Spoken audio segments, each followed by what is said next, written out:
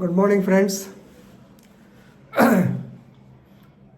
All of you know that Justice Deepak Gupta, who served as the Supreme Court judge, retired on 6/5/2020, and there was a virtual farewell to him. So, because congregations are not allowed during this COVID-19 period, and as Supreme Court judges, they have to follow this. For that matter, any citizen, they have to follow the issues or the instructions of the Government of India given in this pandemic period. So, therefore, it was conducted through video conferencing. Very recently, Mr. Deepak Gupta, he addressed a webinar, I think by Madras Bar Academy, and he has spoken at length about the uses of the video conference and the challenges also, and how he came out successful with video conferencing as Chief Justice of Tripura High Court. All these things he has told. He has given certain guidelines to the young advocates also, and definitely he said that the young people should follow online with the technical developments, and they should see that the virtual courts or the video conferencing be given priority. Of course, the original online, open courts will be there, but anyway, you have to strictly adhere to the latest technology. You can send your queries by email, or you can attend the conference. All these things he has told at length. Right now, it is the first of its kind virtual farewell to him. Of course, as a matter of gesture, the Solicitor General Tushar Mehta, the Advocate Attorney General Shri K.K. Venugopal sir, and Supreme Court Bar Association President, all these people, they have told many good words about him, and they have praised him also, because he has given a landmark judgment stating that sex with minor wife is also rape, and fantastic judgments again. And I hope you may be knowing that he is one of the judges who delivered judgments in 33 cases on a single day during 2017.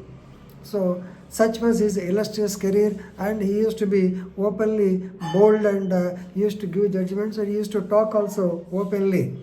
Right. So during his farewell speech, of course, he has narrated his career as an advocate's son, where his father died at the age of 13 years himself, where he practiced, where he used to cross through the Supreme Court while going to his office, and while working as a faculty in the Delhi Law Court. All these things are told. Ultimately, he said 2 or 3 important points, better who have to know. So, develop the habit of reading. Please develop. So his father used to purchase a book on every Saturday and give him, and ask him to speak, ask him to read and answer the questions like that. But anyway, develop the habit of reading, because it enriches your knowledge. And he stated, as advocates and as a common man also, right to dissent, right to express the dissenting opinion is an important right. Of course, Article 19, one says freedom of speech and expression, and right to dissent, right to express your views in a dissenting way. It is also a human right and fundamental right, and it is giving you the marketplace of ideas. Therefore, right to dissent is the most important rights. And he advised the judges should keep up the so-called independence and fearlessness, and also the most impeccable integrity. You have to keep up. Otherwise, what is the use of talking so many things out of the court, and obiter dicta? Of course, that is there, but it is not proper. They should maintain the so-called dignity, right? And lastly, he says, this court has got a duty to see that every citizen is ensured the life of right to life and life of dignity, life with dignity. Normally, Of course, he stated that there is no point in collecting less fees from a rich client. That means like corporate companies, all things, you can collect money.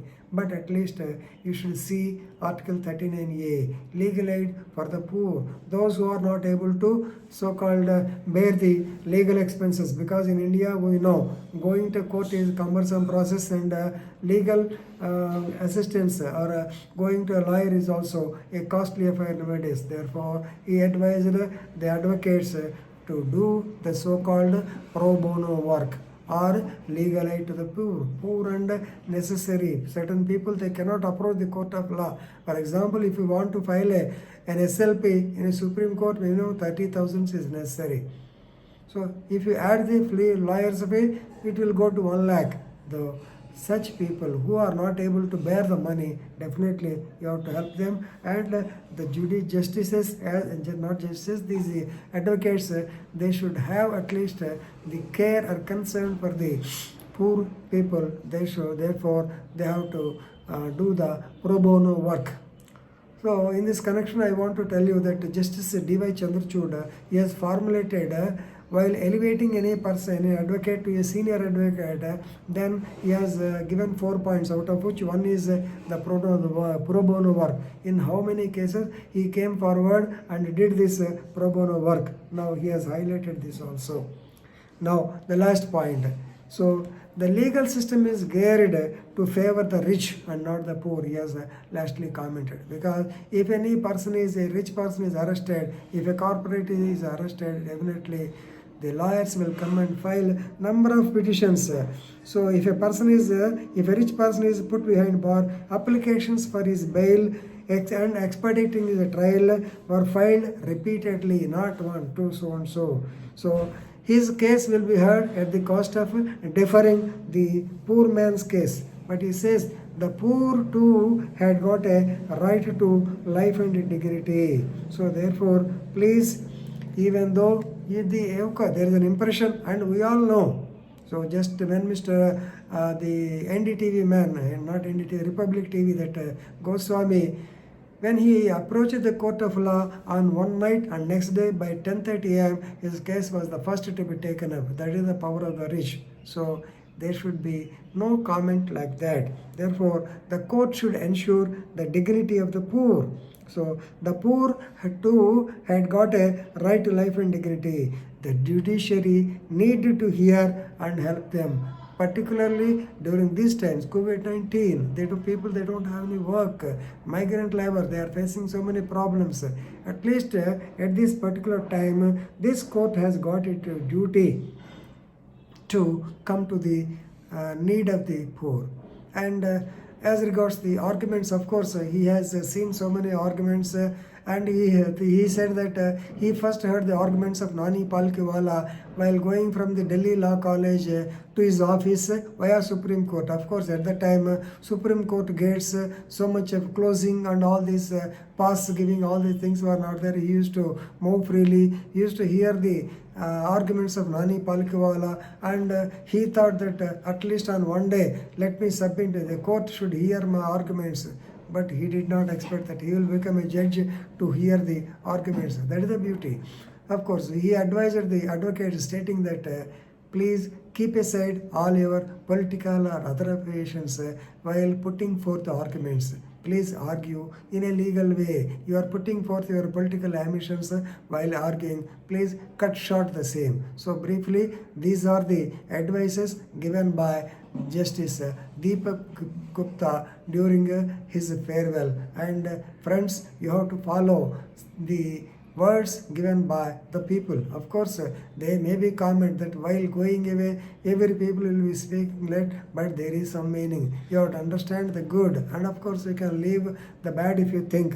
But here the main point is, this has commented that the legal system is geared to favor the rich and not the poor. Here it is a time where the court has looked into the needs of the poor. They have to come to the help of the poor.